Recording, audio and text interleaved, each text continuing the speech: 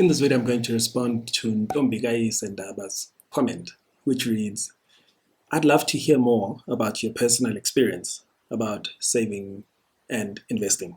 Don't worry, I'll make another video giving my take on good debt, bad debt, so consider subscribing so you can get notified when the video comes. Let's go. A quick disclaimer, this is in no way a financial advice video. If you require financial advice, please contact a certified financial planner. First point, savings.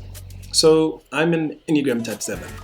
And if you know your Enneagrams well, our core longing as type 7s is that we will be taken care of.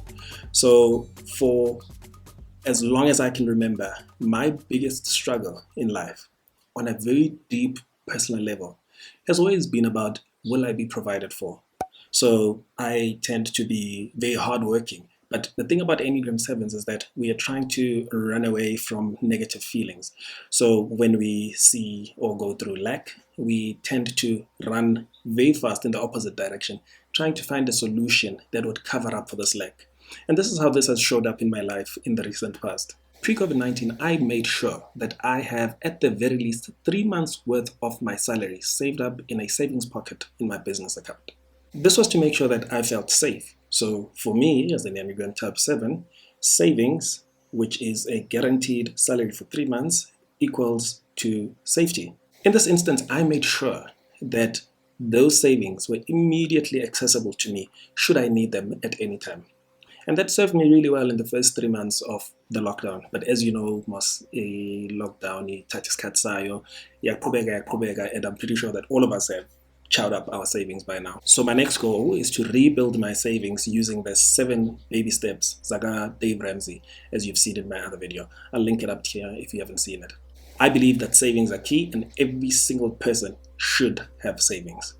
Regarding investing, as you've seen in my previous video, I have a history of dabbling in things that I have no business touching. Like I said, I invested in Forex, I've dabbled in network marketing schemes and all those kind of things. And through all of that, I have no rand, no one single penny to show for what I had invested in. So I promised myself to be a good steward of God's money. I made a promise to myself to stop wasting money, to stop losing money, and to start keeping it and growing it.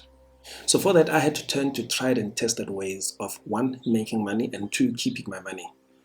Ways that have been there and have stood the test of time, because I understood now that I know very little about the financial markets. So I turned to ETFs, which are exchange traded funds. Exchange traded funds are a basket of shares that are traded on a stock market, such as the JSE. You can buy them at a very low price, considering how much each price goes for in the market if you were to buy 1 share of each of those companies in the basket. I was particularly interested in dividend earning ETFs. Why? Because I would earn from the growth of the share price, and 2, I would earn dividends every quarter or every half a year, depending on when those dividends get paid out. This double way of increasing my money ensured that I completely maximized the compounding effect of investing. These are some of the holdings that I've had my hands on. I bought into the core shares dividend aristocrats for the S&P 500 on easy equities. Really nice. Some really decent dividends that I've earned from that. But I've since sold it for the FNB tax-free shares because 1, I would not get taxed on my capital gains, and 2, I wouldn't get taxed on my dividends earned. I know tax-free savings accounts have their limitations, but that we can talk about in another video. Let me give you an example of how my tax-free shares account from FNB performed last year. At the beginning of the year, I only had 500 Rand in this account, and I make a contribution of about 500 Rand every month through a automated debit order. By the end of the year, this account was sitting at about 7,500 Rand. The total dividends that were paid out into my account over the 4 quarters of the year amounted to about 196 Rands. The FNB guys trade the Ashburton 40 and the Ashburton Mid-Cap ETFs. And I actually think they own these ETFs. If you know, please let me know in the comments below. Now here's my real learning on this topic. Last year, I came across this quote on Instagram that said, if you're trying to invest while you have debt, it is like trying to sail with your anchor down.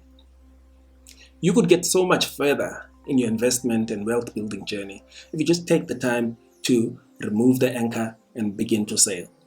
Let me give you an example of my own case over the last 12 months. My COVID relief loan has the lowest interest, and I pay 184 Rand every month on that loan in interest only. Now compare that to the 196 Rand that I earned in the whole year last year from my dividends at FNB tax-free shares, to the 184 Rand that I pay every single month for 12 months. It makes no sense, right? Yeah. So I've decided to invest in nothing else other than the 500 Rand recurring debit order towards my tax-free saving shares with FNB, and put all of my money towards squashing my debt and removing my anchor. This will help me free up some disposable income and free up this monthly interest that we pay towards our lenders.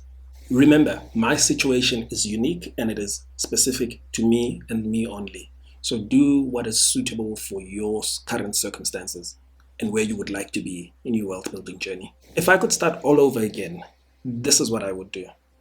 I would, 1, follow the 7 baby steps by Dave Ramsey to the T. I would save a month's worth of income into a savings pocket that is immediately accessible. And number 2, then focus on squashing all the debt. And then 3, begin to rebuild that runway that I built for myself pre-COVID of 3 months to 6 months worth of income.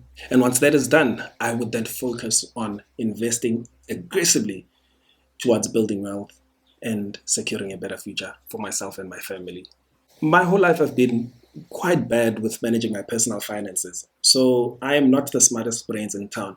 If you know a better way of doing this, please suggest to me. I am really keen to explore anything and everything that will help me, 1, get out of debt and begin to build wealth as soon as possible. I really appreciate you guys watching these videos and all the invaluable feedback that I get from you. So if you haven't yet, please hit the like button, subscribe, and hit the bell icon so you can get notified the next time I upload a video such as this. If you want to see the mountains of debt that I got myself into, click on this video here and I will see you there.